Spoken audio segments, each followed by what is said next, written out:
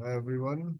We are meeting again to discuss the fifth and the last unit of the subject organization behavior, which is into the understanding organizational dynamics of behavior, right? Let me just share the screen with you and share the presentation so that you can read it also and you understand it in better way. So understanding organizational dynamics of behavior, this is the fifth unit and the last unit in the syllabus what we have. Right. First of all, we'll talk about the conflict. Conflict is basically let me tell you when we talk about the organization, conflict and negotiation, these are the two things which are, fundamental aspect of the human interaction, you know, occurring in various personal, social, and professional settings. So conflict is bound to happen. It is inevitable, you know. So of course, what exactly it is, let's talk about it. Conflict arises, when individual or group have opposing interest, right? Needs, values, goals, right? And disagreements, particularly. So conflict can occur in interpersonal relationship, also teams, organization, anywhere, in any setting, as I just said, right? So it includes interpersonal conflict, intrapersonal conflict, and intergroup conflict. So what exactly intrapersonal is? Conflict, which is between the which is between the individual due to difference in the opinion, that is interpersonal, right? They may include dispute over the resources, communication breakdowns, right? You talk about the intrapersonal conflict within an individual own thoughts, right? Emotions or values. This may involve internal struggle, right? Dilemma phase. I should go for this choice or that choice. What should I make, right? Then you talk about the intergroup conflict between the different groups of, or factions, within a larger organization or community. This may arise from the competition for resources, power struggles, right? So there are various causes of the conflict. First is miscommunication. This is a very, very important cause, and most of the time conflict happens because of this, let it be in person or the professional setting. Most of the time you find that miscommunication is the biggest, is the reason of the conflict. So as I said, from the unit one, from the day one, from the video one, that communication is at most important. I've given a chance. I'll given the authority. I'll make the subject compulsory for everyone, right? Because most of the conflicts are happening because of this particular reason, miscommunication, right, or lack of communication. So lack of clear communication or misunderstanding can lead to the conflict, right? So differences in the communication style, interpretation, or the language barrier may contribute to the conflict escalation. Now, the language barrier is one of the very important factor which has happened. So there are certain words which you perceive in a different way, but in the other countries they are getting they perceived in the they take the different meaning of that particular word. So it happens, right? The tone also, if you talk about in certain countries we write from left to right, and in certain countries we write we write from right to left. There are certain different color textures also, different meanings of those things. So whether you are communicating verbally or non-verbally, communication has to be there, right? And it has to be proper. You talk about the competition for resources, the scarcity, or the competition of for limited resources such as time, money, space, opportunities, can fuel to the conflict, right? It happens in the organization, right? Differences in value or the beliefs. Uh, this is again important. That is why I said in the video one itself that you should never challenge the beliefs of someone, right? Divergent values. India is a big country across the globe. If you talk about, there are certain beliefs, in different part of the globe. The people have got different beliefs. You should first respect, of course. You should pay respect to all the beliefs, right? Otherwise, conflict will happen. It is inevitable if you don't, pay respect to the beliefs of the other people, right? So, the divergent values, beliefs, or cultural norms may lead to the conflict when individual or group hold in. compatible views or expectation. Then you talk about the power struggle. Conflict may arise for the power, right? A struggle for the power, influence, or control within the relationship or the social hierarchy, right? So conflict resolution strategy, of course, if conflict has happened, you need to resolve it also. Without that, organization will not work. Or for that matter, personal, professional, whatever setting you are in, you need to resolve it, right? So there are certain strategies you can collaborate, right? Collaborative conflict resolution involves open communication, right? See, communication will come in picture in all the things, right?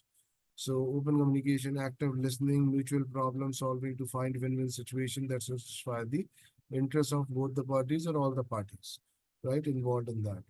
So communication, open, active listening, mutual problem solving thing, that collaboration thing will come in picture. Compromise, if you talk about compromise involves the finding a middle way out, right? Middle ground where you can, you know, making concessions to reach a resolution acceptable to all the parties, right? So it requires negotiation and trade-offs to balance conflicting interests, right? You talk about the accommodation conflict resolution involves one party yielding to the other's demand or preference to maintain harmony, right? So another thing is like conflict resolution involve pursuing one's own interest or goals at the expense of the other. This may be appropriate in situation requiring quick decision making or the assertiveness, but not all the time, right? So avoidance involve ignoring or side stepping the conflict, right? Either temporarily or permanently. While avoidance may reduce immediate tension, that is for sure. It may lead to the unresolved issues or you know resentment over the time. So avoidance is one thing, but ideal situation is when you solve the problem immediately. That's a very good thing because harmony will be there in the team members among the team members, so that that will lead to the positive you know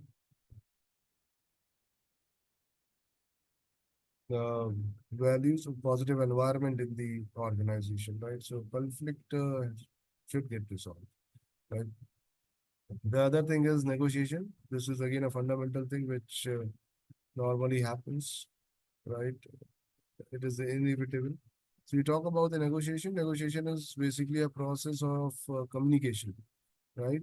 And bargaining between parties with the conflicting interest and the goals aimed at reaching a mutually acceptable agreement or the resolution, right? So negotiation may occur in various contexts, including business deals, legal proceedings, labor disputes, interpersonal conflict, right? There are certain key elements to the negotiation. I tell you one thing from the experience that in negotiation, one important factor is the time. The party will win, the party who has got more time, that party will win in the negotiation. It's very simple. So when you are negotiating, please be very clear that you should have the time. Otherwise, at times, it becomes tough to handle. So, there are certain key elements in what we were talking about the negotiation preparation. It is very, very important before going for negotiation. You should be prepared well in and out. You should be knowing about the matter so that you can prepare it well, right? Preparation involves gathering the information, defining goals, assessing interest and alternatives, right? Before entering the negotiation, you should be very much aware about it, right? Lays back the, you know, groundwork for effective communication and decision making, right?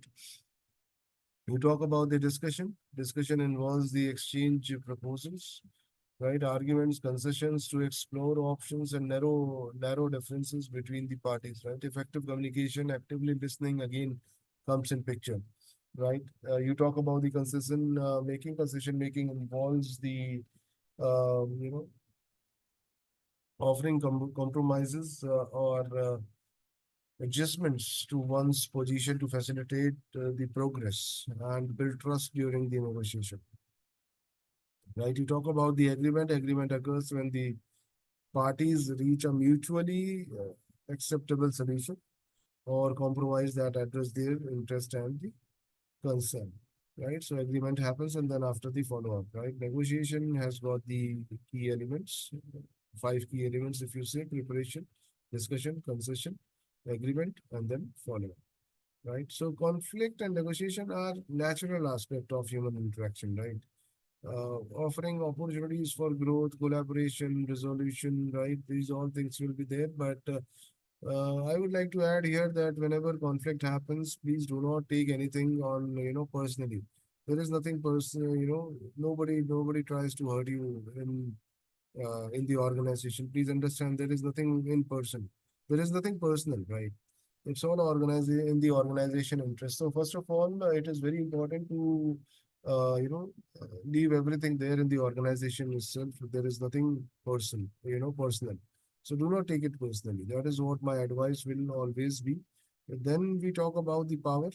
Another topic, a small topic. We'll try to understand what power is. Power refers to ability of individual or group to influence or control the behavior, action, or the decisions of the others, right? It plays a central role in organizational relationship hierarchies and the dynamics, right? So power can be derived from the various sources and exercised through the different means, right?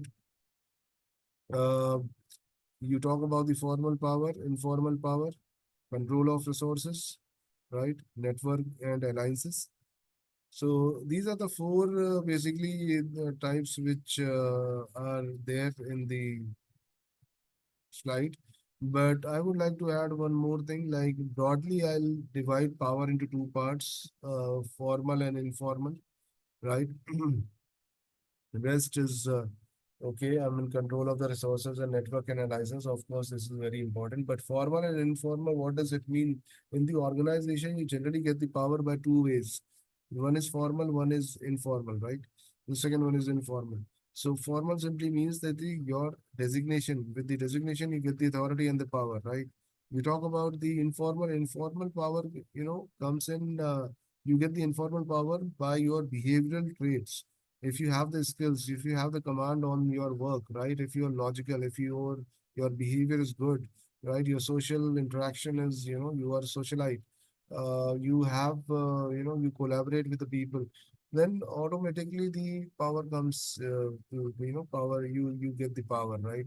That is informal. That has nothing to do with the designation, whatever designation you are in, hardly matters, right? So all these skills, basically interpersonal skills and the your you know expertise in your domain will fetch you this informal power, right? So formal power is derived from the individual's position or the authority, as I said, right? And informal power comes with the personal characteristics, expertise, relationship, or networking, or these all things, right? So these are the two basic thing as per the power is concerned, formal and informal. Then we can also talk about the control of resources. If the person is, has the control of the resources like technology, finance, information, right? Anything. So human capital, that person automatically gets the power because he has got the resources with him, right? So group with the access to resources may wield influence. So they may influence over the decision making, right? It is very simple because they have got the control on the resources, right? Then you talk about the networking and alliances. Now go back to the informal power. What I had spoken about the social and the networking and all those things. Come back here. Network and the alliances power can be enhanced through the cultivation of network, right? Alliances or coalition with the other individual or the group, right? So collaborative relationship and the mutual support can amplify individuals, right? Influence and leverage in the organizational context. So this is these are the various sources or the very types of power rather. Then you talk about the organizational politics is one of the inevitable thing which happens in the organization. Most of the time, it comes from the the culture, what we have there in the big organization. Uh, Bigger the organization, bigger the organization politics because of the grapevines, right? In the organization normally comes, this politics happens because of the miscommunication or the grapevines, I will say, right? Somebody has communicated something false about some employee, some different employee, and it gets spread in the organization, right? It happens, right? So grapevine is the word which I would like to use always, right? When you talk about such things. If you, I can tell you one thing from my experience, out of this, and I had never been to be, I never been a victim of the organization for politics, never ever, and till date, even after my 18 years of experience, I never been a part of the politics and never been the victim also of the organization politics. Reason being, my opinion in this is very simple, that if you want to avoid politics against you, so one thing you should do, whatever you are communicating, whatever you are saying, say it loud, loud and clear, so that the other person will not be able to communicate it with, putting some extra stuff in your sentence. Are you getting my point? So whatever you have said is loud and clear, so everybody is knowing about it, that what you have said. So the other party to whom you have communicated will not get the chance to communicate it with, some adding some different things there, or manipulating the facts there. They will not get chance, and then the politics will never happen. Miscommunication, misconception will never happen, right? So this is what I think I believe in, and I have actually exercised it always. So I always been away from the office politics, right? Organization politics. But still, let's understand this thing more. What exactly it is? Organization politics refer to the informal strategies. Informal strategies, behavior, and dynamics used by individual or group to influence decision making, gain advantage, achieve personal or the collective goals. Most of the time, it is personal. Collective, when you talk about it, is interdepartmental, right? It is interdepartmental. When then it will be collective, but when it comes in intra-department, within the department, it is individual always. They just want to gain advantage during the appraisal. Normally, it happens during the appraisals. It happens normally because people will like to gain the, you know, want to have more and more appraisals, right? It's very simple. So when you talk about organizational politics, we need to talk about the, you know, uh, perception, basically it involves the, navigating power dynamics, building alliances, and managing perception to advance one's interests, right? So coalition building is important when you talk about, or you will get to see that coalition building is one of the important factor here. Individual may form alliances or coalitions with the like-minded colleagues or influential stakeholders to support their agendas, pool resources, and exert the collective influence. I don't understand why people do this kind of stuff, because and they do it, right? They do it. It's always good that you put in your energy and time in the right direction, right? You start doing coalition, you start building network for the politics, right? You want to have the resource, pool the resources so that you can command, right? Anyways, it happens. So information management, again, controlling and manipulating the information, can be powerful political tactic, right? It is, of course, yes. When you talk about, when you have the information with you and you have the control on that, it is really powerful technique, right?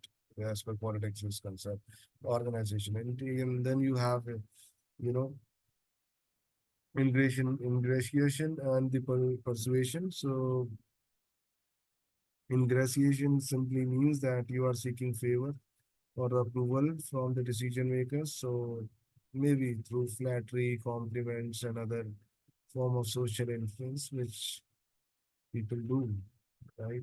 Persuasion involves presenting arguments, evidence or the appeals. You talk about the agenda setting, right? When you talk about the agenda setting, it's influential individuals or group may attempt to shape the agendas or the priorities of the organizational discussion, right? Meeting and the initiatives to align with their goal or the interest, right? You talk about the conflict management. The conflict can be both a cause and a consequence. What I said. Conflict can be both a cause and a consequence of organizational politics, right? So, what does it mean? A conflict can be both a cause. If conflict is a reason, because of the conflict, organization politics may start, right? And second, consequence. It is also possible that because of the organization politics, conflict arises, right?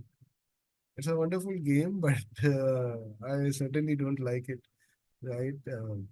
But yes, people put in a lot of brain there, a lot of time and energy, right? People enjoy this.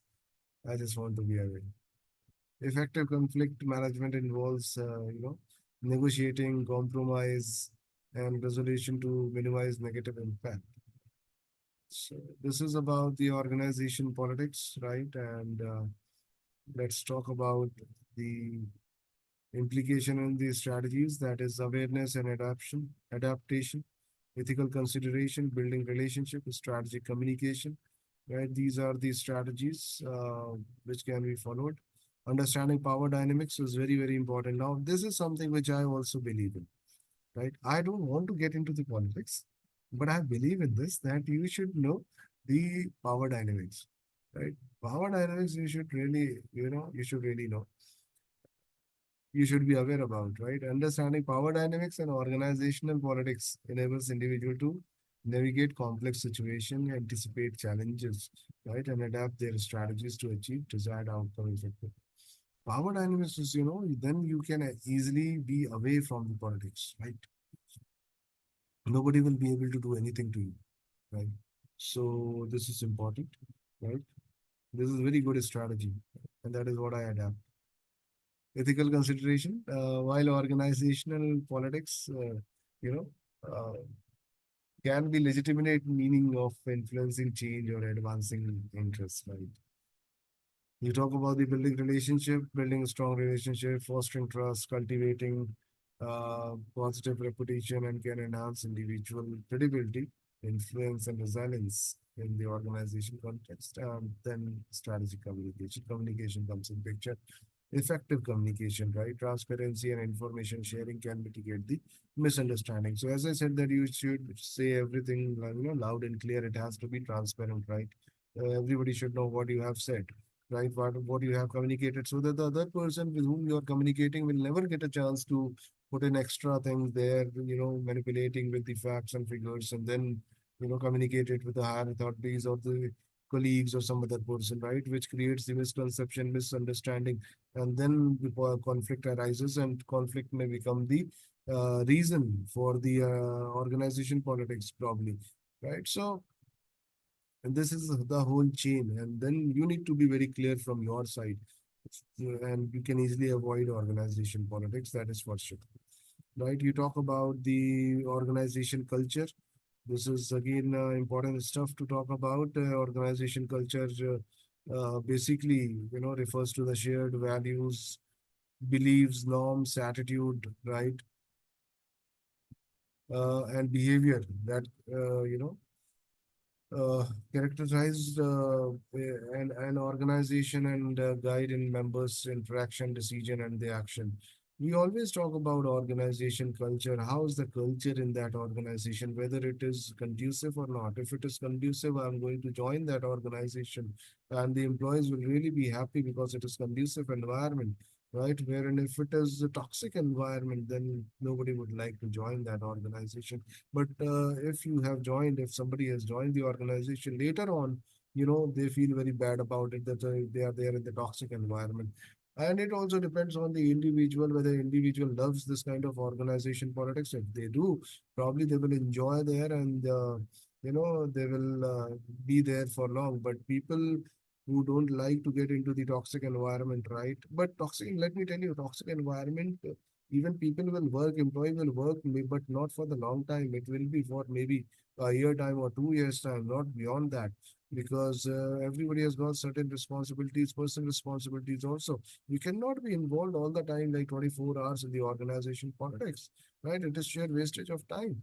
So people who don't like this toxic environment, they plan to leave as soon as possible, as early as possible. They start searching, and once they get it, they leave it, right? So people don't want to get into the toxic, because what happens in the organization politics at times, the innocent employees get fired, right? It happens. I've seen it, and this is the fact, right? The person was innocent, and that person was will be, that person got fired. Just that person got fired just because he was innocent. And he was unable to. He was not into the organization politics. It's simple.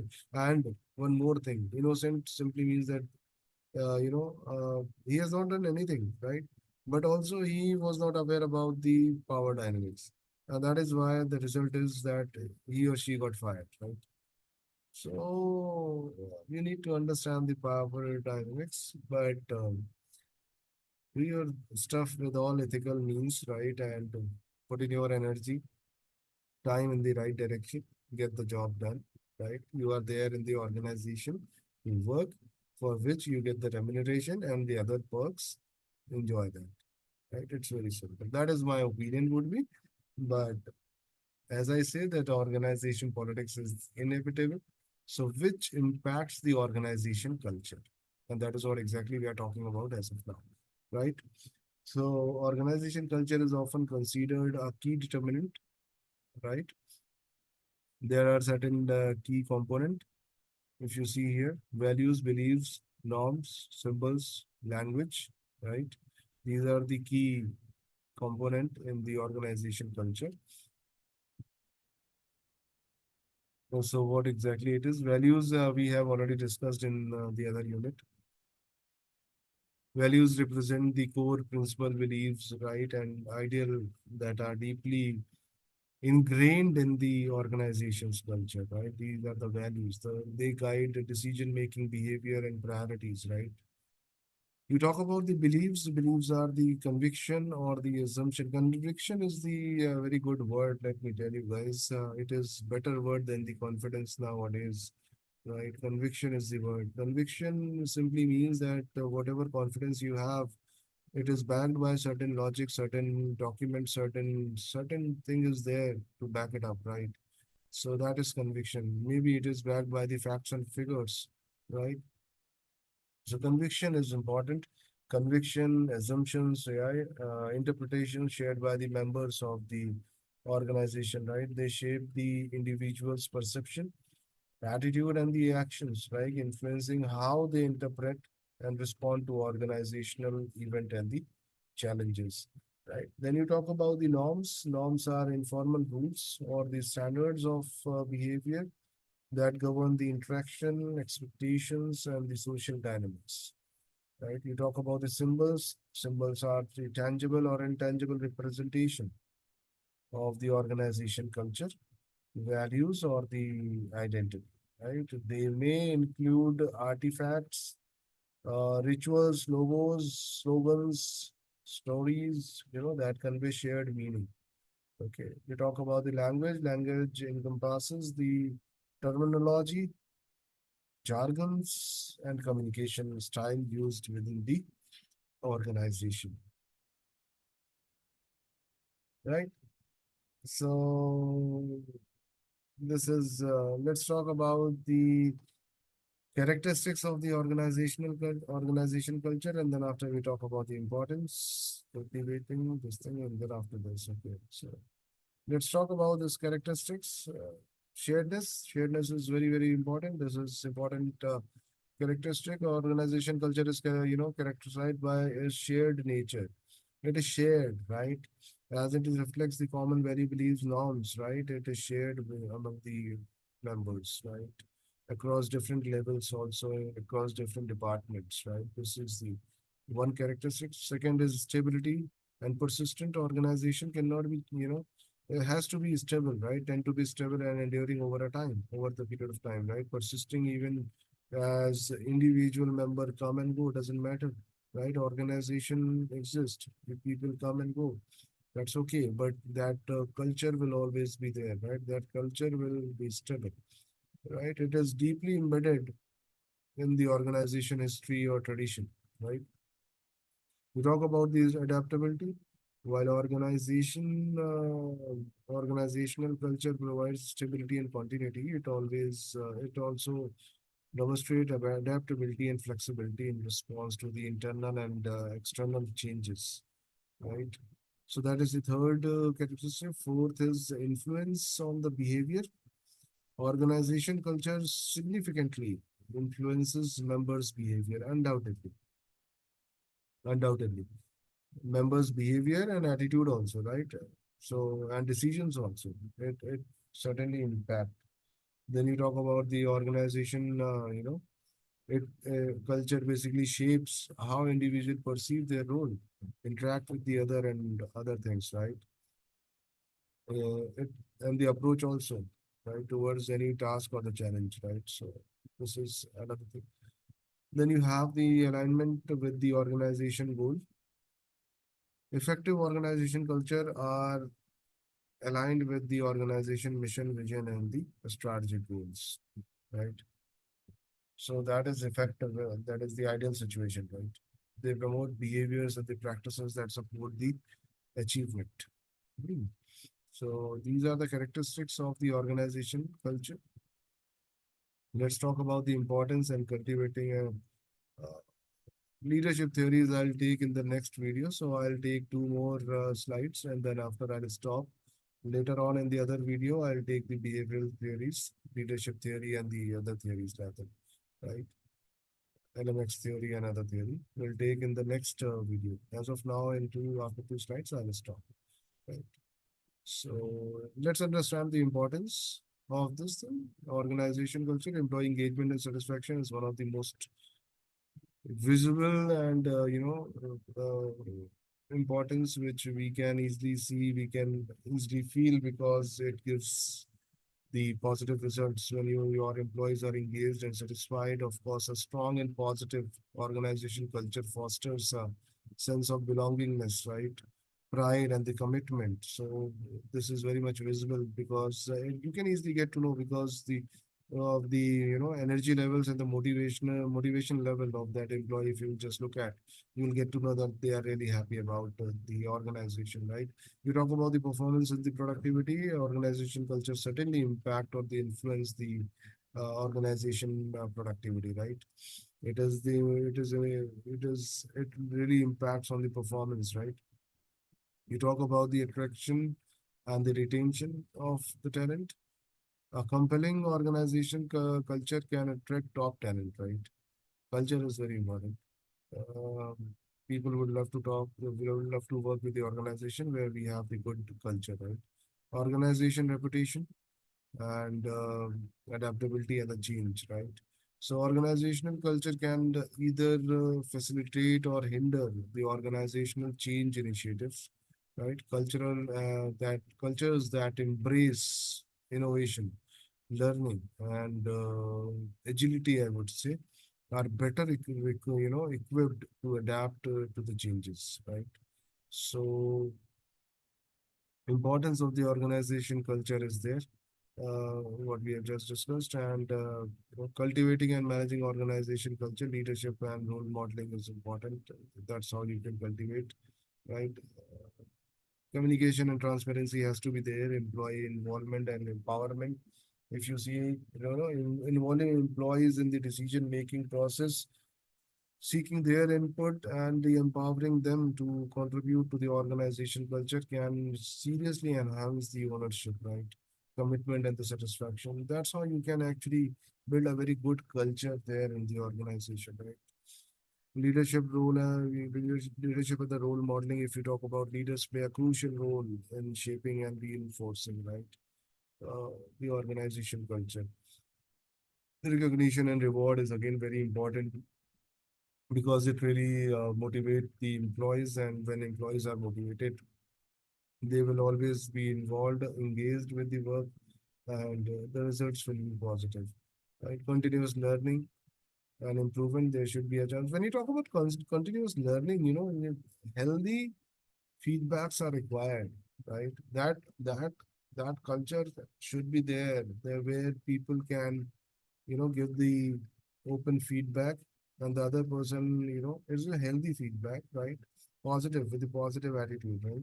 Another person is also taking it in a positive way, and then they try to learn and improvise, right? So if that culture is there, nothing like it. I mean, people are looking for such things, but it is not happening. At times, there are different kind of people, so it becomes tough to handle this kind of thing. But yes, this is the ideal situation. So, by understanding the components, characteristics, importance, what we have just discussed of organization culture, leaders and members can cultivate a positive and purposeful culture there in the organization, right? That supports the organization success, right? Which fosters the employee well-being also and enables sustainable growth. I'm talking about the sustainable growth because culture, if your culture is really good, you will grow all the time, right? And you will be probably having the best, I would say, competitive edge over your competitor because of the organization culture. So organization culture has got that power where you can defeat or you can gain more points, rather, I will say in that ways, over your competitor, right?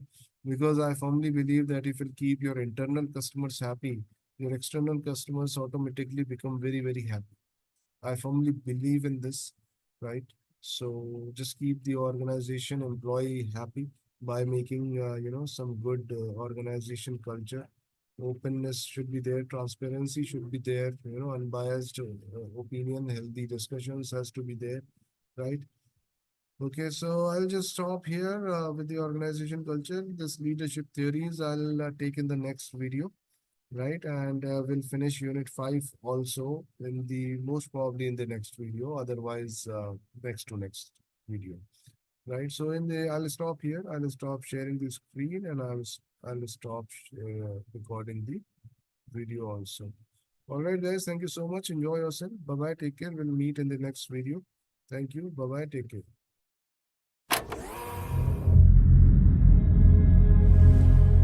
Family is the genesis of this group. Family is everything for us.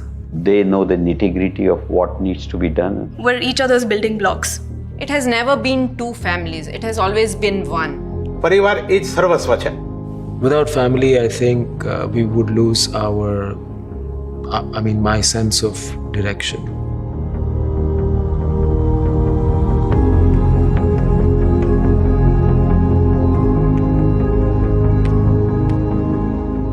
So the Marwari Group's foundation, I think, comes from the desire to prosper. Starting with Marwari Shares and Finance, the retail financial services business, and primarily into stock markets and stock broking segment in India. Essentially, we have 110 odd branches across Gujarat, Maharashtra, about 4 lakh customers or 400,000 customers. It's a business that's stood the test of time. એટલે એ અમારા ફાધરના ટાઈમથી આવ્યું છે કે આપણે કોઈ પણની અપેક્ષા વગર કોઈને પણ સપોર્ટ કરવો કે એવું નહોતું એમ કે કોઈ પણ નીડ બેઝ હોય કે કાંઈ પણ ઓર્ગેનાઇઝેશનમાં સ્ટાફ હોય એને આપણે ફેમિલીની જેમ જ ગણીએ છીએ કોઈ દી સ્ટાફ તરીકે કે એવું ગણતા નથી એમ. Then we talk about Marwari University, which was founded in 2009 by my father, and Jeetubhai Chandarana is the co-founder of the Chandarana family. We started as just 360 students with just 5 classes on ground. But at the same time, the vision was huge. We are now at 11,000 students, and it's a 35-acre campus. અને એ બધું 100% vision એનું જ છે અને આખું entire network યુનિવર્સિટીનું એ જ જોવે છે. Creating new generational students, helping them to do well in life, needs multidimensional approaches these days. So that's how we started that let's do something for society and to give something which is missing in this country. So that's how we started setting up this university.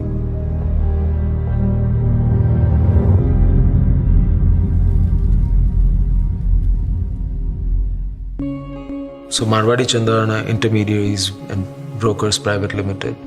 So that entity is in partnership with the Chandarana family, Jitubai Chandarana, Nishit Chandarana and Amish Chandarana. So that's about proprietary and algorithmic trading, where we've got about 1,500 plus traders directly, indirectly working with us.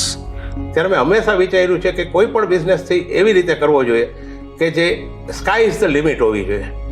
એમાં કંઈ limitation હોવા જ ન જોઈએ.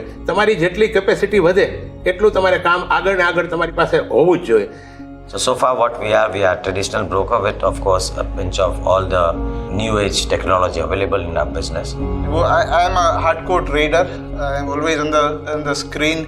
I used to hear the talks about markets, business on the dinner table. So it was always fascinating about joining stock markets at an early age.